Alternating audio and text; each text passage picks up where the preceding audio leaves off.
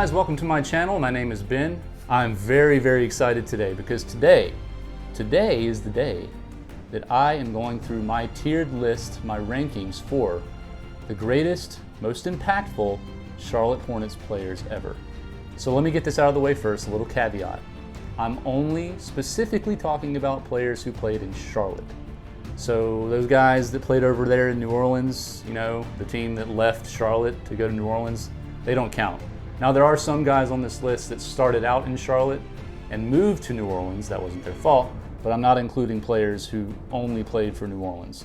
I'm including players who played for Charlotte, either the Bobcats or the Hornets specifically. So the four-tiered system that I'm going to be placing players into: at the top, legends, then heroes, game changers, and then simply great. But I'm also going to be going through the players in order based on my individual ratings. So I came up with this little 5-star rating system. It's weighted based on talent and impact. So let me explain what I mean by impact. Hornets lore, where do they factor in there? The impact on the organization that they had during their time here. Longevity with the team, and impact on overall team performance. Coming in at number 7, this is the last player in our heroes column, somebody who I think is really underrated and not talked about a ton when you talk about some of the great players in the early 2000s. Jamal Mashburn, 4.5 stars for talent, 3.5 stars for impact. Jamal Mashburn was a 6'8" forward, and again, I think he was really underrated.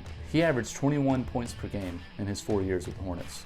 He's 3rd all time in points per game for the Hornets, 8th in assists per game.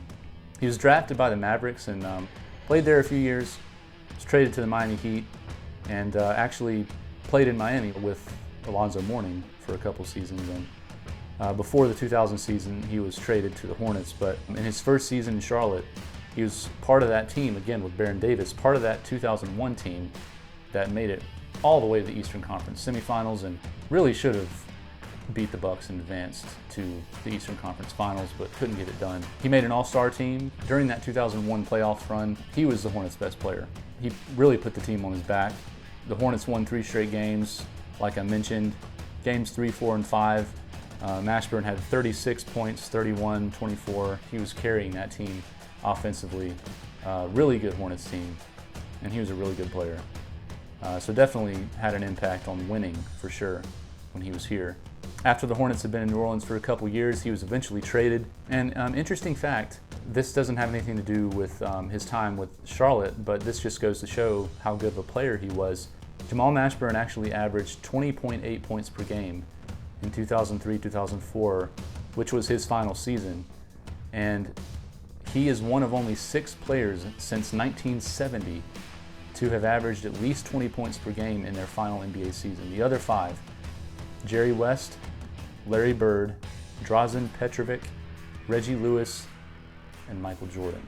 So again, Jamal Mashburn, super talented player, definitely had an impact when he was here in Charlotte. Now we move on to my favorite tier, Hornets legends. These are the guys that go down in Charlotte Hornets/Bobcats history as the greatest, most impactful players that we've ever had.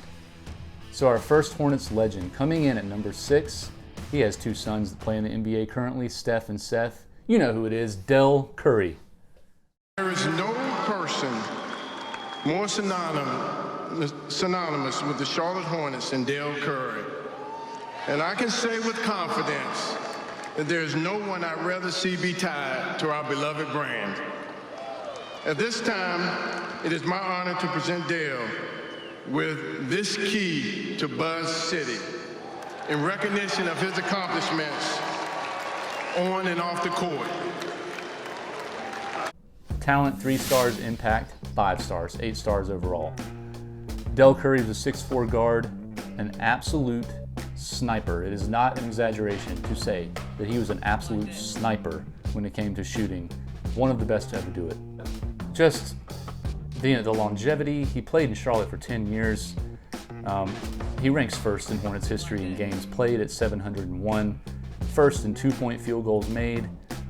2nd in total points, behind only Kimball Walker. 2nd in 3-point field goals made, behind Kimball Walker. 3rd in minutes played. 4th in steals, top 10 in assists. He's still to this day the only Charlotte Hornet that's ever won the Sixth Man of the Year award. I mean, he was one of the best bench players in the NBA during his time in Charlotte.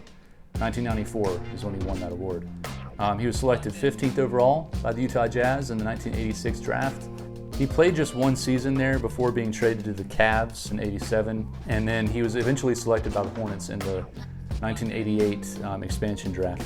So Dell Curry was a huge part of the Hornets in the early 90s.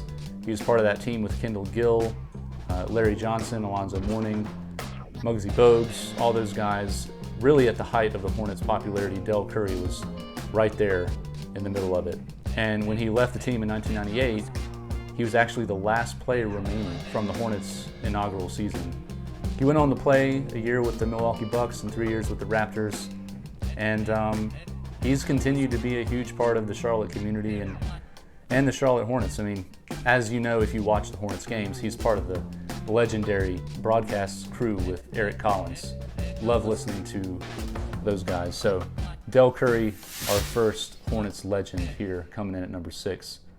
Coming in at number 5, very excited to talk about this guy. I remember meeting him as a kid at a celebrity golf tournament. I was 12 years old, and I was already taller than him. I think you know who I'm talking about. Muggsy Bogues, baby. And now, Buzz City, get on your feet and greet the man of the hour. Selected in the 1988 NBA expansion draft, he remains the shortest player in league history. He's the Hornets' all-time leader in assists, steals, and minutes played. From your original Charlotte Hornets, a 5'3" guard from Wake Forest, the one, the only one, Muggsy Bogues. Talent, 3 stars. Impact, 5 stars. Overall, 8 stars. Muggsy Bogues was 5'3", still to this day the shortest player in NBA history. Extremely quick, extremely fast, and agile, very crafty. An above average defender. Guys did not want to be guarded by him. And you know, kind of underrated for a number of years. You know, people look at him, he was so short, so he stuck out on the court. And that's one of the reasons he was so popular, is because of his height. But he was a really good player. I mean, for a number of years, he was really one of the best pure point guards in the NBA. When it came to being like a floor general and distributing, setting up his teammates, he was one of the best at the time. So, really impressive resume when it comes to his all-time ranks with the Hornets. He ranks 2nd all-time in games played at 632, 1st in assists by a very, very, very wide margin with 5,557 assists. 1st in assists per game at 8.8, 1st all-time in steals, again by a very wide margin with 1,067. 2nd all-time in games played and minutes played, 5th in made field goals, 6th in total points. So he had just an interesting path. Initially drafted 2nd overall to the Rhode Island Gulls in the 1987 USBL draft. After 1 year there, he was drafted 12th overall by the Washington Bullets. He spent 1 season there and then was selected by the Charlotte Hornets in the 1988 expansion draft. So, along with Dell Curry, one of the OG Hornets. And again, he was right there in the mix, became one of the faces of the franchise at the height of their popularity in the 90s, and would go on, like Dell Curry, to play there for 10 full seasons. This is really impressive. Again, really good player, really good point guard. Between 1989 and 1995, so 6 seasons in a row, he was top 10 in assists every year. Just a really good point guard. So he was eventually traded to the Golden State Warriors, but impressively, at the time he was traded, he was actually the NBA's all-time leader in assist-to-turnover ratio. It's pretty impressive. So again, Muggsy, just an awesome player, awesome role model for kids, huge part of the Hornets organization, huge part of the franchise, and meant a lot to the city of Charlotte and to the fans. Definitely was one of my favorite players when I was a kid. Yeah, love Muggsy. Definitely a Hornets legend. All right, we're getting down to the wire. Coming in at number 4, definitely one of the best players to ever wear a Hornets uniform. We're talking about Big Zoe Alonso Mourning.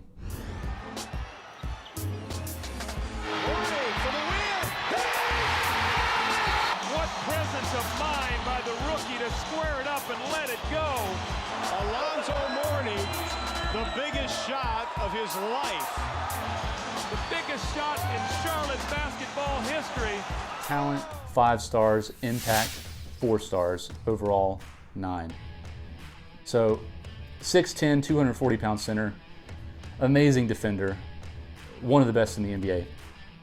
Great shot blocker, great low post scorer. So he only played in Charlotte for 3 seasons, but despite only playing in Charlotte for 3 seasons, he still, to this day, ranks first in Charlotte Hornets history in total blocks with 684, second in points per game at 21.3, top 10 in rebounds in Hornets history.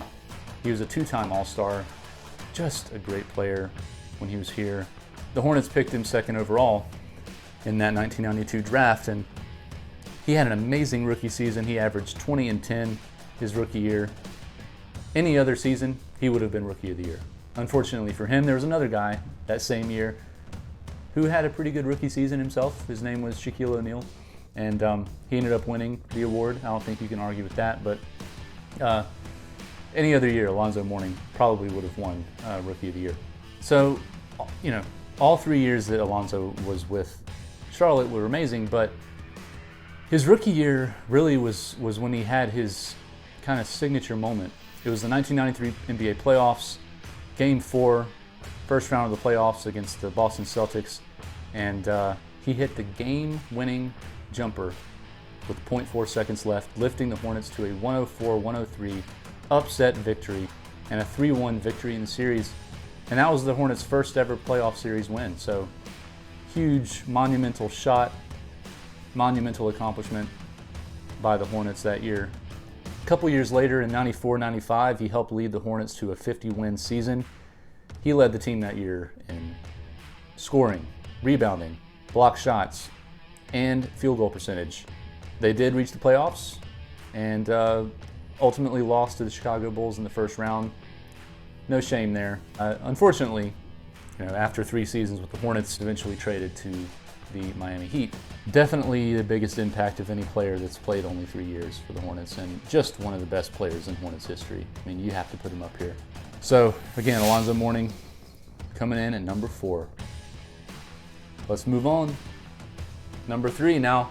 Again, if you have thoughts on where I've put these players, please let me know in the comments. I'm interested to know everyone's thoughts. Might have another controversial pick on our hands here. Coming in at number 3 in our Hornets Legends tier, Cardiac Kimball Walker, ladies and gentlemen. And today's a special day. With the 9th pick, the Charlotte Bobcats select Kimball Walker from the University of Connecticut.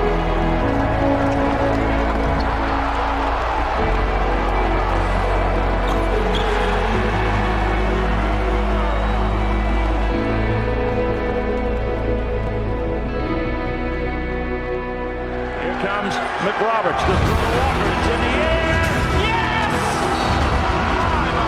Another 3. Oh my goodness! Kimball's gonna fire. Out of town. What a first half for Kimball Walker! Walker down the lane, drive, shoots, scores! Game over! And the 4, 2, 1. Hornets lead! And the Hornets win! Kimball with the shimmy! Got it! Score for the captain! Kimball. There it is! Kimball's done it! The Queen City has a new king!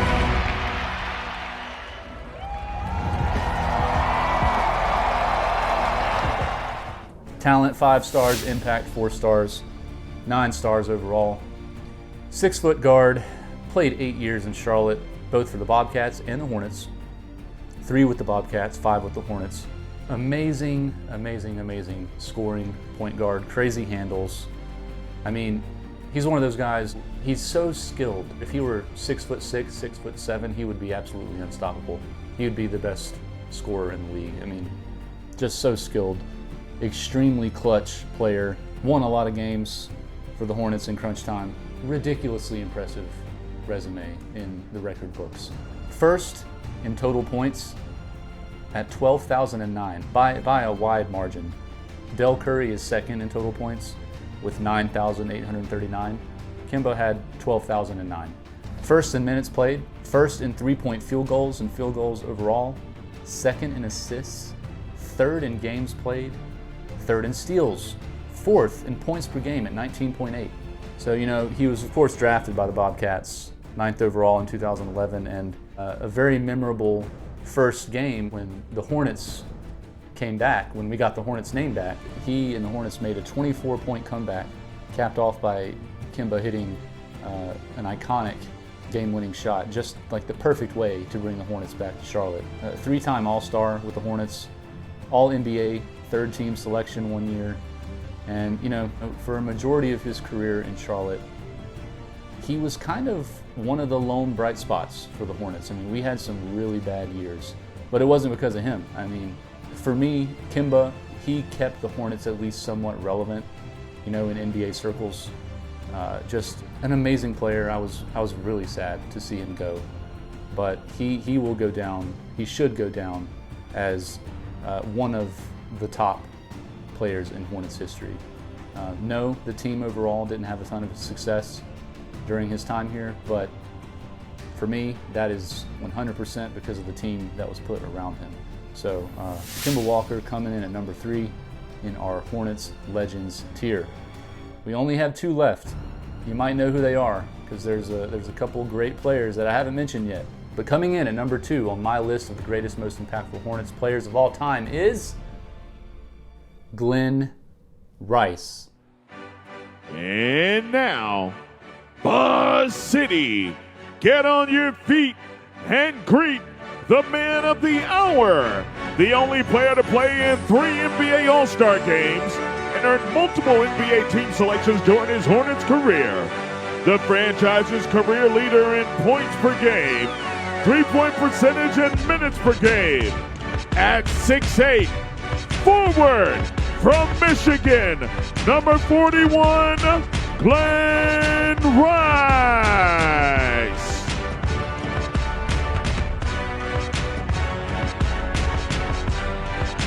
This guy does not get talked about enough when it comes to the best players from the 90s and the best players in Hornets history, in my opinion. Talent, I gave him 5 stars. Impact, 4 stars. Just an absolutely prolific scorer. Probably one of the best pure shooters in NBA history. For the period of time he played for the Hornets, he was one of the best players in the NBA. No doubt. One of the best players in the league. And that 96-97 Hornets team, the team that won 54 games, best player on that team. The 3 years that he was with the Hornets, it was probably the best 3-year stretch in Hornets history, and he was the best player on those teams. So again, we've talked about a lot of players that have only been here, that only played in Charlotte for 3 seasons, but it just worked out that way. But again, despite only playing in Charlotte for 3 seasons, Hornets all-time leader in points per game at 23.5. First in minutes per game at 40. Third all-time in three-point field goal percentage at 44%. 44%. This man was an absolute sniper. Fourth all-time in three-point field goals made. Fifth all-time in total points. I mean, his resume just speaks for itself. He wasn't drafted by the Hornets. He was drafted number 4 overall by the Miami Heat. And prior to the 95-96 season, the Hornets traded for him in exchange for Alonzo Mourning. So, unfortunately, you know, Alonzo left and went to the Heat. If we could have had Rice and Mourning on the same team, we could have done something. We might have won a championship, honestly. Actually, no, because the Bulls had Jordan and Pippen and all those guys, so no. Like I mentioned, he was only with the Hornets for 3 seasons. All 3 seasons, he was an All-Star. 2-time All-NBA. The only Hornets player that had multiple All-NBA selections while with the team. I mentioned that 96-97 season, real quick on that. Just a magical season. 54 wins for the Hornets that year. One of the best Hornets teams ever. Glenn Rice that season averaged 27 points per game, which was 3rd in the NBA in scoring. He led the NBA in three-point shooting at 47%, led the NBA in minutes played. He was the Hornets' best player. He was one of the best players in the NBA. He was averaging 27 points per game, taking a lot of shots, and he shot almost 50% from three. Just ridiculous. That season, he got his second straight All-Star selection, and he was the All-Star Game MVP, still to this day the only Charlotte Hornet to be an All-Star Game MVP. He was just an amazing, amazing player. 1999, eventually he was traded to the Lakers in exchange for Eddie Jones, who we've talked about earlier, and Eldon Campbell. But yeah, Glenn Rice, you could make the argument that Alonzo Mourning or Kimball Walker could be rated above Glenn Rice, but he just was so talented and so dominant when he was in Charlotte. And like I mentioned, he was the best player on the Hornets during probably the best 3-year stretch in Hornets history. So, I have him number 2 in my best, most impactful Hornets players of all time. So that leaves one. Who is the best, most impactful, in my opinion, player in Charlotte Hornets history? 2 letters for you. LJ. Grandmama. Larry Johnson. These are my new shoes from Converse. They're so light and so fast, my grandmama can whoop you in them. Grandmama! Let's go. What? You let me run like an old lady. Move it, Granny, move it. Remember, you can't beat what you can't catch. Okay, Granny, one-on-one, me and you. That was a lucky shot, Grandma. Larry Johnson, talent 5 stars, impact 5 stars. The only player on this list to get 10 stars overall on my rankings. No player has made as big an impact on the Hornets organization, on the court, but also culturally, as Larry Johnson. 6'6", 250 pounds, undersized power forward, but was really, I think, ahead of his time when it came to his size at the position, but also the things he could do on the court. I mean, he was a banger down low, but he could also hit the outside shot. A high flyer, could score with ease, good defender, and as his career continued to progress, he continued to develop that outside shot, especially when he got to the New York Knicks. He was a pretty good three-point shooter, but again, he just was ahead of his time. Like, you could put Larry Johnson in today's NBA, and he would be just as, if not more, dominant than he was in the 90s. First all-time in Hornets history in offensive rebounds, second in total rebounds, second in triple-doubles, third in field goals, fourth in total points, fifth in minutes played, sixth in assists, sixth in points per game at 19.6. I mean, he could do everything. He could do literally everything. He was a 2-time All-Star in 1993, became the first Hornets player to be selected to start in the All-Star game. Had an amazing year in 93, averaged 22 points per game and 10.5 rebounds, made All-NBA second team. He was the number 1 pick, 1991, the number 1 pick in the NBA draft by the Hornets. And, like I mentioned, obviously he had a big impact on the court. He was a great player, but culturally, I mean, he brought so much media attention and popularity to the Hornets and to the city of Charlotte. He was a big reason why the Hornets were so popular, not just in Charlotte, but in the NBA as a whole, in the basketball world as a whole. He had multiple endorsements, and of course, got to talk about Grandmama. Some of you may know about Grandmama, some of you may not. So, Larry Johnson, at the height of the Hornets' popularity throughout the 90s, one of his endorsements was with Converse. And he had a series of commercials for Converse in which he portrayed his alter ego, which they named Grandmama. So he would dress up like a grandma, put on his Converse basketball shoes. As far as why they chose to dress him like a grandma and where that all stemmed from, I guess they were trying to make the point that the shoes were so amazing, the basketball shoes were so revolutionary and amazing that even your grandmother could wear them and whoop you in basketball. It's pretty funny. I mean, I remember when he was on Family Matters. He was on Family Matters at one point playing Grandmama. like, again, just in like the world, in the pop culture world, just outside of basketball, Larry Johnson was a thing. Like, he was well known, and he just brought so much attention to the Hornets. He was featured on the premiere issue of Slam magazine. He was in Space Jam. When it comes down to it, Larry Johnson was the most popular and influential player on one of the hottest, most popular teams in the NBA in the early 90s, the Charlotte Hornets. I mean, he really helped put the city of Charlotte and the Hornets on the map. And I don't think it's an overstatement to say that Larry Johnson in the early 90s was a pop culture icon, for sure. Combination of his talent and just the magnitude of the impact that he had on the Hornets, for me, puts him at the top of the list. So there you have it. That's my list of the greatest, most impactful Charlotte Hornets / Bobcats players ever. Let me know your thoughts in the comments. I'm definitely curious to know. I mean, I think if you gave this list of players to 50 different people, you'd come back with a lot of different results. So it's, you know, it's all subjective. This is who I came up with.